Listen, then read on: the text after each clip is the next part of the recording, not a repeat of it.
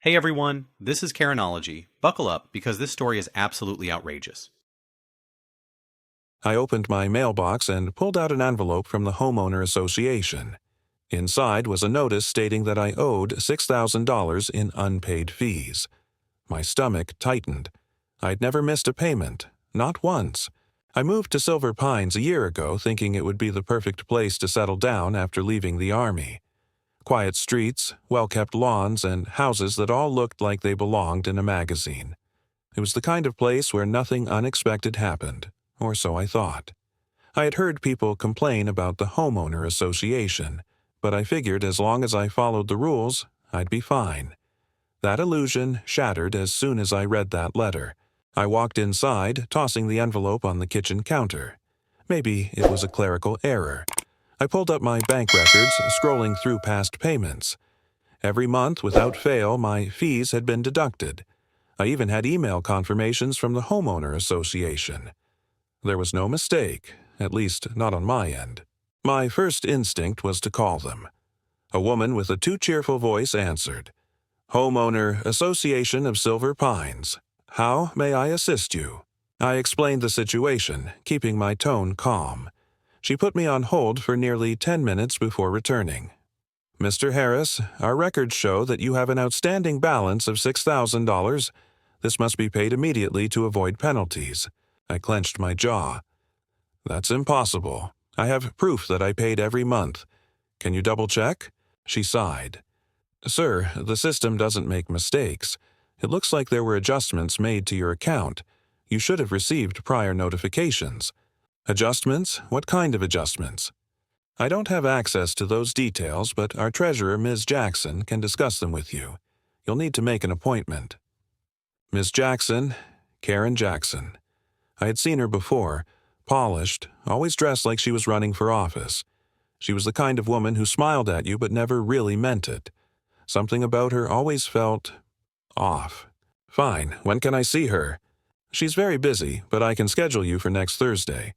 Next Thursday? That's in 10 days. She's fully booked until then. I exhaled through my nose, pushing back my frustration. Fine, put me down, but I want this fixed. Of course, Mr. Harris, she chirped before hanging up. I stared at my phone, uneasy. Something about this didn't feel right. The next morning, I decided to take matters into my own hands. If they weren't going to give me answers, I'd find them myself. I went to the Homeowner Association office, a small building near the neighborhood's entrance. Inside, a receptionist barely glanced at me before going back to her computer. I need to speak to Ms. Jackson, I said. She didn't even look up. She's not available. You need an appointment. I already have one, next Thursday, but I have proof that I don't owe this money and I want someone to look at it now. She gave me a thin, uninterested smile. If it's really a mistake, I'm sure it'll be corrected at your appointment. I knew a brush-off when I heard one. Then can I at least get a copy of my payment records? She tapped her keyboard, then shook her head. I'm afraid those files are private. Homeowner Association policy. Private? It was my own account. That doesn't make any sense. She just smiled again, the kind of smile that said, that's not my problem. I left, frustration mounting. They weren't just incompetent, they were hiding something. That evening, I ran into my neighbors, Mark and Lisa Bates. We weren't close, but we were friendly. I mentioned my situation, expecting them to be surprised. Instead, they exchanged a look. Lisa hesitated. You got a letter too, didn't you? I frowned. Wait, this happened to you? Mark exhaled. Us and a few others. We got hit with adjustments a few months ago. They told us it was an error, but we still had to pay. So you just paid? Lisa lowered her voice. Mark wanted to fight it, but then we started getting citations. First, they said our trash bins weren't stored properly. Then they fined us for unauthorized modifications on the house, even though we hadn't changed a thing. Mark nodded. They threatened to put a lien on our property. We have 2 kids. We couldn't risk it, so we paid. My stomach twisted. This wasn't an isolated mistake, it was deliberate. Lisa looked around as if someone might be watching. Denny, be careful. People who push back, they don't usually win. I didn't say anything, but I had already made up my mind. I wasn't going to pay for something I didn't owe, and I was damn sure going to find out what was really going on. The next morning, I woke up to a noise outside my house. I pulled back the curtain and saw a white Homeowner Association truck parked near my driveway. A man in a Navy uniform was taking pictures of my house, his clipboard tucked under his arm. My gut tightened. I threw on a jacket and stepped outside. "Can I help you?" I called out. The man barely looked up. "Routine inspection," he said flatly, snapping another photo of my garage door. "Inspection for what?" He finally met my eyes, expression neutral. "We received a report of violations. I'm just documenting them." "Violations? What violations?" I stepped closer, but he took a step back, flipping a page on his clipboard. "Improper storage of trash bins, grass overgrowth near property line, potentially unauthorized modifications to the structure." I stared at him. "That's ridiculous. My trash bins are where they're supposed to be. My lawn is trimmed, and I haven't modified anything." He shrugged. "Take it up with the Homeowner Association, sir. I just document what I see." He took one final photo, then turned and walked back to his truck. I watched him drive away, anger simmering under my skin. This wasn't a mistake. This was retaliation. I grabbed my phone and called the Homeowner Association office. After several rings, the same receptionist from before answered. "Homeowner Association of Silver Pines. How may I assist you?" "Yeah, I just had some guy taking pictures of my house for violations that don't exist. I need to talk to someone now." "Sir, all violations are recorded and reviewed before notices are issued. If you disagree, you may file an appeal in writing." "I don't want to file an appeal. I want to talk to someone in charge. Ms. Jackson is in a meeting. I can schedule you for—" "No, I'm not waiting another 10 days to clear up whatever game you're playing." A pause. "Sir, I don't appreciate your tone. If you have an issue, follow the proper procedures. Otherwise, I'll have to end this call." The line went dead before I could respond. By noon, an official violation notice was taped to my front door. A fine of $250 for improper trash storage, a warning about my overgrown grass, and a note stating that my modifications would be further investigated. That was when I knew. They weren't just trying to make me pay, they were trying to break me. I took the notice and drove to the only person I thought might have some real answers. Elliot Gray. His house was smaller than the others, nestled in a corner lot with an overgrown backyard. He was the kind of guy who had probably lived there for decades before the Homeowner Association took over. When I knocked on the door, it took a full minute before it cracked open, revealing a frail-looking man in his 70s with tired eyes. "You Harris?" he asked, eyeing me suspiciously. "Yeah, I need to talk to you about the Homeowner Association. I think they're trying to shake me down." Elliot let out a dry chuckle. "That's what they do." He stepped aside. "Come in." The inside of his house was cluttered but clean. Old newspapers stacked on the coffee table. A TV playing some daytime talk show in the background. He motioned for me to sit while he shuffled to the kitchen. "How long you been here?" he asked, returning with 2 cups of coffee. "A year. Never had a problem until now. Got a notice saying I owe $6,000, which I don't. Then this morning, some guy's taking pictures of my house and I get a fine for nothing." Elliot nodded, blowing on his coffee. "That's how they get you. Start with a clerical error. Then they pile on fines. If you don't cave, they go for the lien." "A lien?" I asked, frowning. "Yeah. If you refuse to pay, they can put a lien on your house. Then when you try to sell, they get their money first. Some people can't handle the pressure and just move. Homeowner Association buys up their houses dirt cheap, flips them for a profit." I exhaled slowly. So this is a business to them. Everything's a business to them. Elliot leaned forward. "Let me guess. You met with Jackson?" "Not yet. My appointment's in 10 days. He chuckled again. "You think they're gonna let you fix this?" "No, son. They're stalling, giving themselves time to build a case. I bet you by the time your meeting comes around, you'll have 3 more fines. Maybe even a threat of legal action." A heavy weight settled in my stomach. "So what do I do?" Elliot studied me for a moment. You fight, but you gotta be smart about it. He got up and disappeared into another room. When he returned, he held a dusty folder and dropped it onto the table in front of me. What's this? Copies of Homeowner Association financial records I saved when I used to be their treasurer. I started noticing inconsistencies. Jackson tried to bury them, but I made copies before she pushed me out. I opened the folder and scanned the pages. Numbers that didn't add up. Payments marked as incomplete, even when receipts showed they were paid. Overcharges hidden under administrative fees. Elliot watched me carefully. You're not the first one they've done this to, Harris, but maybe you can be the first one to stop it. I closed the folder, my mind racing. I had the proof. But if what Elliot said was true, the real battle was only just beginning. I left Elliot's house with the folder tucked under my arm, my mind spinning. The weight of what I had just learned settled deep in my gut. This wasn't just a clerical mistake. It was a full-scale operation. A racket designed to bleed homeowners dry. And now that I had the proof, I was a problem they would want to silence. That night I couldn't sleep. Every noise outside made my pulse quicken. My gut told me I had already been marked as a threat, and I had no doubt that the Homeowner Association would retaliate. I just didn't know how soon.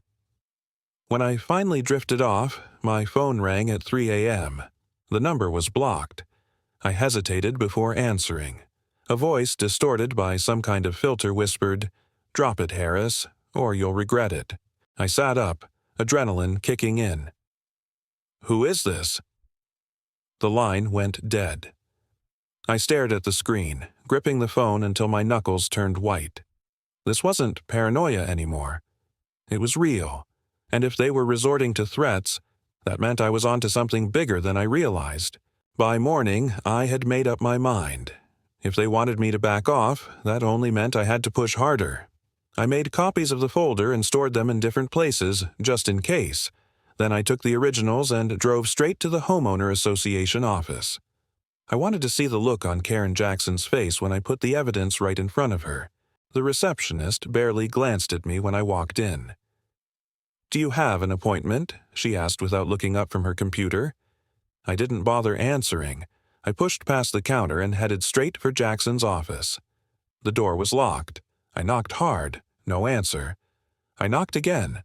Still nothing. "She's not in today," the receptionist finally said, her voice laced with boredom. "When will she be back?" "Not sure. She left town for a few days. Personal matters." I narrowed my eyes. Convenient.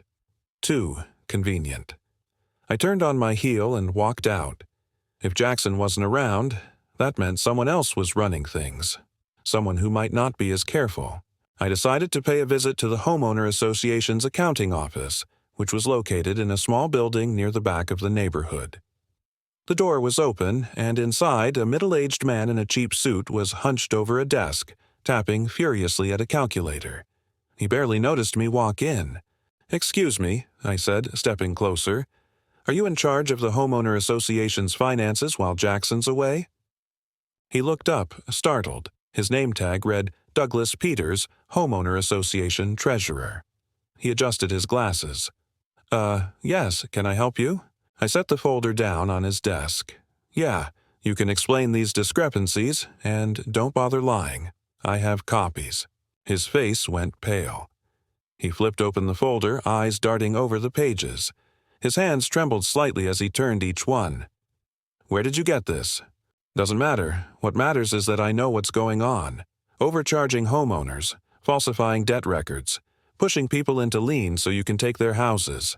I've got proof, so I suggest you start talking." He swallowed hard and glanced around the office as if checking to see if anyone was watching. Then he exhaled shakily. "Look, I just do what I'm told. Jackson runs the show. She makes the rules. I just process what she gives me. So you admit it's a scam?" He hesitated, then gave a small nod. "It's not all fake. Some people do owe money, but she inflates the numbers, adds fees that aren't real. Makes sure the people who push back get buried in fines until they have no choice but to pay or leave."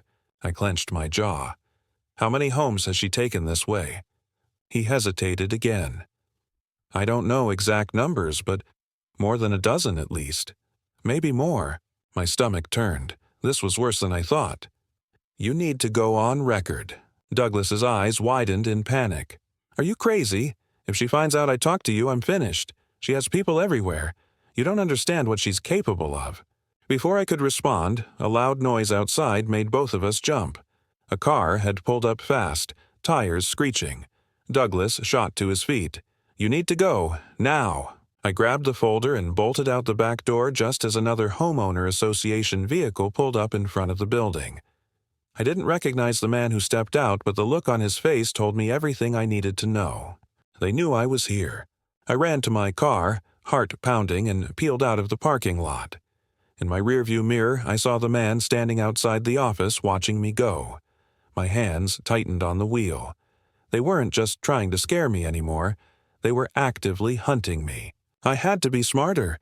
I had to get ahead of them before they found a way to bury me in legal trouble or worse. The game had officially changed. I barely slept that night. Every time I closed my eyes, I imagined headlights creeping up my driveway, someone breaking into my house, a shadow moving past my window. The Homeowner Association wasn't just trying to intimidate me anymore. They were taking action. I had a proof of their fraud, and they knew it. And if they were willing to chase me down like that, I had to assume they would do worse if I didn't stop. But I wasn't going to roll over. If they thought I'd back down, they had no idea who they were dealing with. At dawn, I grabbed the folder of documents and drove straight to the sheriff's department. I didn't trust Homeowner Association security, and I definitely didn't trust anyone they had in their pocket. The receptionist at the front desk gave me a bored look when I walked in. I need to speak to Detective Jim Morgan, I said, setting the folder down on the counter. She sighed, flipping through a schedule, then told me to take a seat. 15 minutes later, Morgan appeared. He was a tall, broad-shouldered man in his 50s with a face that had seen too much. He gestured for me to follow him into a small office.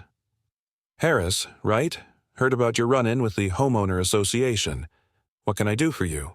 I pushed the folder across the desk. You can help me take them down. That's every fraudulent charge, every inflated fine, every bogus lien they've placed on homeowners in Silver Pines. And I have a witness willing to talk. Morgan opened the folder, flipping through the pages. His brows furrowed as he skimmed the records. Where did you get these? A former Homeowner Association treasurer. He's scared out of his mind, but he admitted that Jackson has been orchestrating this for years. They overcharge homeowners, pile on fines, and when people can't pay, they take the houses. And if someone fights back, they make their lives hell until they cave. Morgan leaned back in his chair, rubbing his chin. You realize going after an homeowner association is tricky, right? They have lawyers, political connections. If we push without solid proof, this gets buried. That's solid proof. I pointed to the folder. It's all there. Numbers that don't add up. Money disappearing into maintenance funds that don't exist. Morgan exhaled through his nose. All right, I'll look into it, but I need more. Documents aren't enough. I need a confession, someone willing to testify.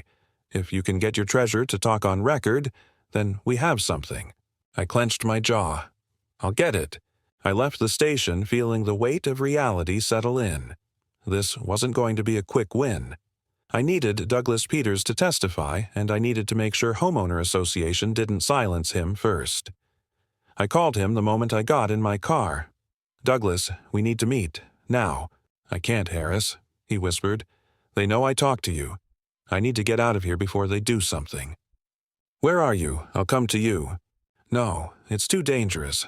I just wanted to help, but I made a mistake. Forget I said anything. Douglas, wait. The line went dead. I drove straight to his house, but when I got there, the place was dark. A for sale sign had been hammered into the lawn. It hadn't been there yesterday. I knocked, but no one answered. The neighbor, an elderly woman watering her plants, shook her head when I asked about him. Left this morning, moving, didn't say where. My blood ran cold. He was gone. Just like that. Either they scared him off or they did something worse. I got back in my car, gripping the wheel, heart pounding. I had no witness, No way to prove what I knew, and that meant I was next. That night I installed cameras around my house. If they came for me, I wanted proof. I barely slept, but I kept my gun close, ears tuned for any sound outside. Around 3 in the morning, I heard footsteps on my porch. I moved to the window, heart hammering, and saw a figure standing in the shadows just beyond the glow of my porch light. They were watching. I grabbed my phone and called the sheriff's office. "Someone's outside my house. They've been standing there for 5 minutes. We'll send a unit." The dispatcher didn't sound particularly concerned. I turned back to the window, but the figure was gone. My cameras had caught them, though. I replayed the footage and froze. The person was wearing an Homeowner Association security jacket. They weren't even trying to hide it. By morning, I knew what I had to do. I couldn't wait for the law to help me. I needed to take this public. If they were going to destroy me, I'd make sure I took them down with me. And the first step? Exposing everything to the entire neighborhood. I was done playing by their rules. I spent the entire morning printing out copies of the Homeowner Association's fraudulent financial records. I wasn't just going to expose them. I was going to make sure every single homeowner in Silver Pines knew exactly how they had been cheated. I drove to a local print shop, paying in cash, and walked out with stacks of flyers. By the time I got back home, my porch camera sent me an alert. Someone had been at my door. I checked the footage. A man in an Homeowner Association security jacket had walked up, looked around, and placed an envelope under my doormat. I stepped outside cautiously, scanning the street before picking up the envelope. Inside was a single sheet of paper with a short message. "Walk away while you still can." No signature, no threats of legal action, just a simple warning. I knew what it meant. They were done playing games. They were making it clear that the next step wouldn't be fines or paperwork. It would be something much worse. I took a deep breath and made my decision. I wasn't backing down. If they wanted to silence me, they'd have to do it in front of the entire neighborhood. That evening, I started delivering flyers. I went house to house, taping them to doors, slipping them into mailboxes.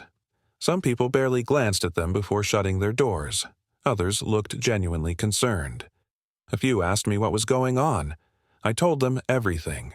By the time I reached the end of the block, I could feel the tension rising. I wasn't the only one who had been targeted. People were tired of the fines, the random fees, the harassment. An elderly couple on the corner told me they had almost lost their home because of unpaid dues they had already paid twice. A single mother down the street said she was forced to sell her car just to keep up with the new assessment fees. Everyone had a story. I was about to head home when I noticed something strange.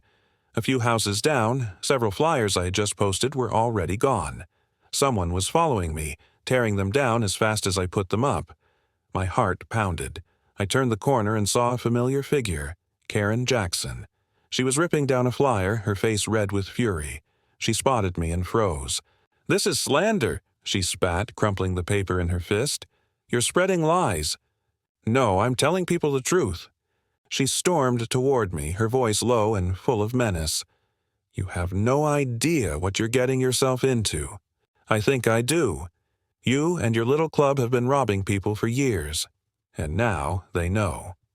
Her lips curled into something between a sneer and a smirk.